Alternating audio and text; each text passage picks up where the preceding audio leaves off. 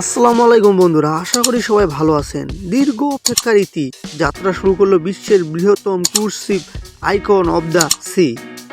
স্থানীয় সময় শনিবার যুক্তরাষ্ট্রের ফ্লোরিডার মায়ামি বন্দর থেকে যাত্রা শুরু করেছে জাহাজটি। গন্তব্য হলো পূর্ব ও পশ্চিম ক্যারিবিয়ানের দ্বীপপুঞ্জ। জাহাজটিতে 7 দিনের সমুদ্র যাত্রার পর গন্তব্যে পৌঁছবে। আইকন অব দ্য সিজের বৈশিষ্ট্য, এই জাহাজটি টাইটানিকের চেয়েও 5 গুণ বড়। অন্তহীন নীলের মাঝে যেন আস্ত এক মায়ানগরী, বিনোদনের জন্য অন্য এক দুনিয়ায় মোড়া। বিলাসিতার চোখ ধাঁধানো ঝলক এই জাহাজটিতে। এতদিন পর্যন্ত বিশ্বের সবচেয়ে বড় জাহাজটি ছিল রয়্যাল ক্যারিবিয়ানের ওয়ান্ডার অব দ্য সিস। সেটিকে পেছনে ফেলে বিশ্বের সবচেয়ে বড় জাহাজটি হলো icon of the seas. Wonder of the seas ছিল 1188 ফুট দীর্ঘ আর ওজন ছিল 2,35,600 টন।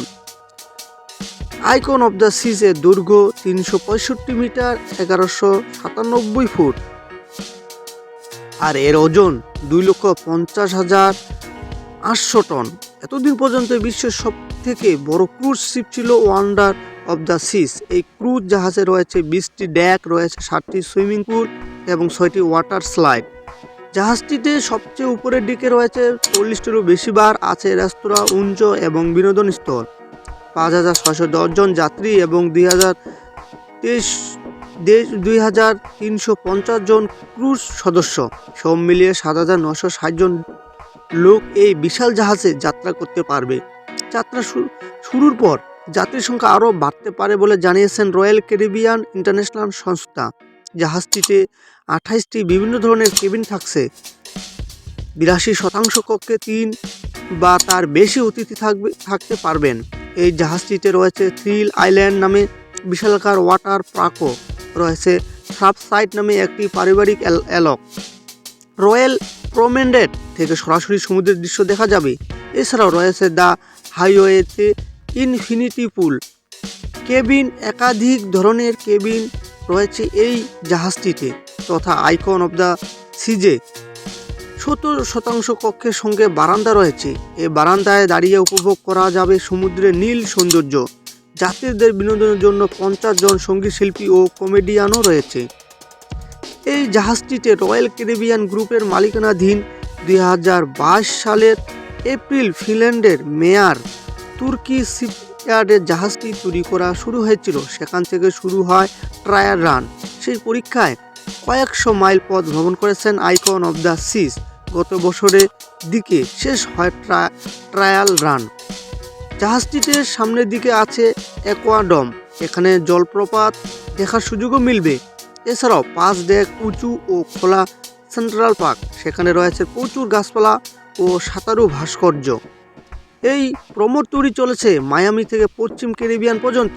1 সপ্তাহের সফর করবে ক্যারিবিয়ান সাগরের পূর্ব ও পশ্চিম পথ ধরে। এই 7 রাতের মধ্যে 1 রাতে অতিথিদের নিয়ে যাওয়া হবে বায়ামায় রয়্যাল ক্যারিবিয়ান সংস্থার একটি দ্বীপে। 7 রাতে ইস্টার্ন ক্যারিবিয়ান এই সফরে বেশ কয়েকটি জায়গা ভ্রমণের সুযোগও মিলবে। 7 রাতের ইস্টার্ন ক্যারিবিয়ানের ট্রিপে মায়ামি, ফিলিন্সবার্গ, সাল্ট, আমলি ও কোকের অথবা বেসেলেটের সেন্ট কিট অ্যান্ড নেভিল, সাল্ট, আমানলি এবং কোকে ভ্রমণ করা যাবে। আর 7 রাতের পশ্চিম ক্যারিবিয়ান ট্রিপে থাকবে মায়ামি, রোটান, কোস্টা মায়া, কজুমেল এবং কোকে ভ্রমণ। রয়্যাল ক্যারিবিয়ান ইন্টারন্যাশনালের ওয়েবসাইটে তথ্যমতে চলতি বছরের শুরুতে প্রমোদটির প্রথম যাত্রার জনপ্রতি খরচ রেঞ্জ হলো প্রায় $1,800 থেকে $2,200 কাছাকাছি। ভারতীয় মুদ্রায় প্রায় 1.5 লাখ টাকা থেকে 1,83,000 টাকা।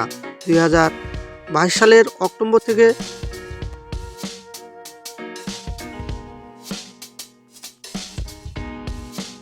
তখন মাথাপিছু টিকিটের দাম ছিল $1,259। ভারতীয় মুদ্রায় প্রায় 1,05,000 টাকা। 1 বছরের ব্যবধানে সেই খরচ বেড়েছে অনেকটাই।